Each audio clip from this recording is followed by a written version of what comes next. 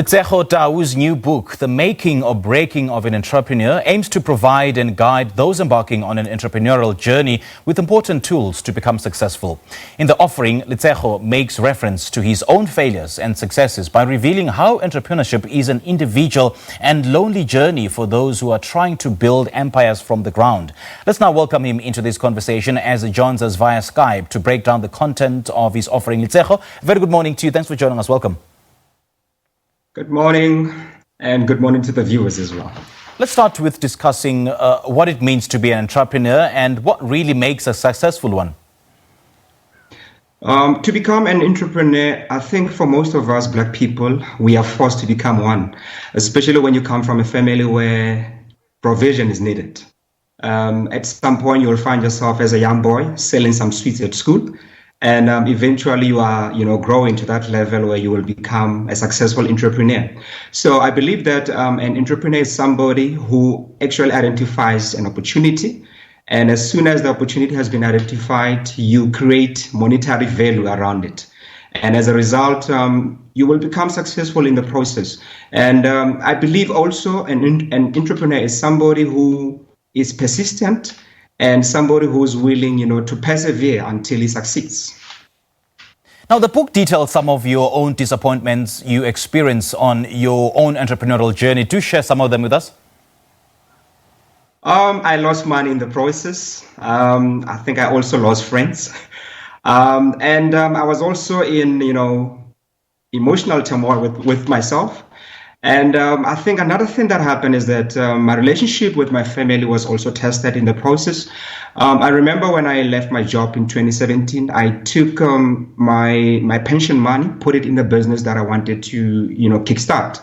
And within 3 months, I lost everything. I had an office and I had to be kicked out of the office because I could not be able to, maintain paying the rent and paying the lady who was helping me.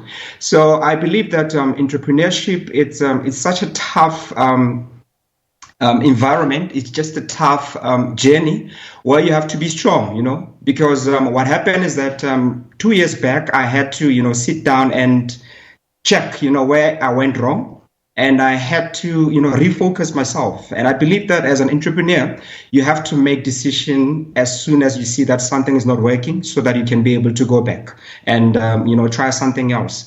And another thing that happened was that I think in 2018, I went back to my previous employer. I went and sit down with my former boss and asked him to take me back because it wasn't easy. But I just had to keep on, persevering and working hard. And today, I am doing much better. Yeah, I mean, your experience, is really a reflection of what so many South African entrepreneurs go through, that they wish they could go back and get rehired. You also say that entrepreneurs are trapped in careers that do not necessarily resemble who they truly are. What do you mean by that? By that, I mean, a lot of people find themselves, growing up from environments where they are told that just go to school, get your qualifications, and then from there, get a job and stay safe.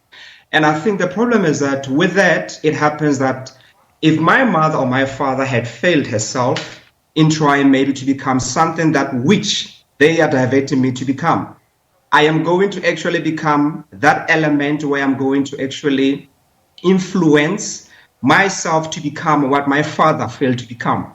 And as a result, I will be, leaving a gap in my generational journey where I will be fulfilling my parents' dreams while my dreams are still on hold. And I'm going to be forced to actually feed that to my children. So it means in my family, we will always have that gap of one generation that doesn't know exactly what they should be doing. Okay. And the point that I'm also trying to say is that when it comes to, putting yourself in the right direction where you need to be, if you don't do that, what happens is that you will feel that emotional turmoil within yourself. Because some of us, I've discovered writing when I was 30 years. And as a result, I had to push it because I felt that it was one of my colleagues. And take us through how some of the entrepreneurs who have given up on their quest to become successful can get back on the horse and revive their businesses. I think what is important, you just have to reflect on yourself and just be in conversation with yourself and ask yourself if you're really making it where you are. Because I guess all of us, we are entrepreneurs. Because if you go to school and then you get a qualification, you are selling your qualification or you are selling your skill. And you are going to offer a service in the process. And if you're not happy with that and you feel that you can create that product and just push it and make sure that you get yourself involved in it 100%. Because sometimes what happens is that we invest 50% of our time into trying to build a business, but the other 50% suffers. So I think what is important is that reflect on yourself and see if you are really, really achieving the results that you have set for yourself. If not, make sure that you go back to what you are doing and put everything that is needed, make it work. You're quite right there, and I guess the most important and basic tenet of business is self-reflection. And what are some of the major business-killing mistakes that most entrepreneurs do and are not even aware of? I think based on my experience, if you don't research whatever product that you want to put out there in the market, is going to be a challenge and you're going to hit, a dead end. And if it's a service, if you don't sit and, ask people if they are happy with what they are receiving, you're going to find yourself offering a service, having had to invest so much into it without really knowing whether it's going to actually attract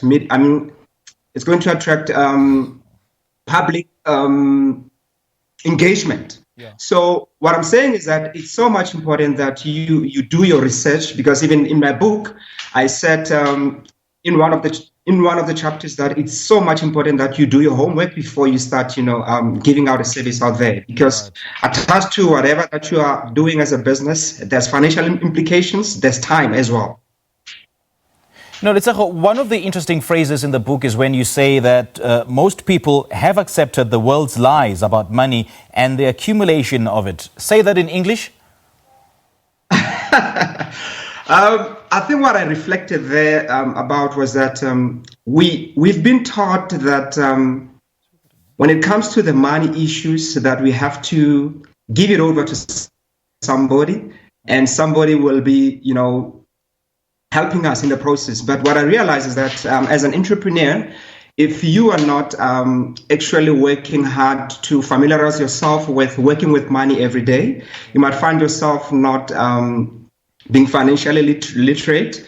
And as a result, you will always have a different feeling about how money works and who are those people who are more knowledgeable than you, without investing much time in finding out how you can maybe try to grow your money, how you can also be able to improve your financial literacy. Because if you are a business person, you have to deal with money every day. But if you are working for somebody, the only time that you get faced with money is during the end of the month, and your experience dealing with that money, it's very limited. But if you're an entrepreneur, what happens is that you deal with money on a day-to-day basis, and I think your literacy when it comes to money, it becomes much better. Oh, great. Letshego, great chatting to you, man. Thank you so much for sharing your wisdom, your entrepreneurial wisdom with us. We really appreciate it.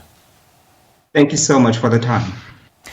And there we go. That's author and motivational speaker Letshego Tau. He's been speaking to us about his latest book titled The Making of or Breaking of an Entrepreneur.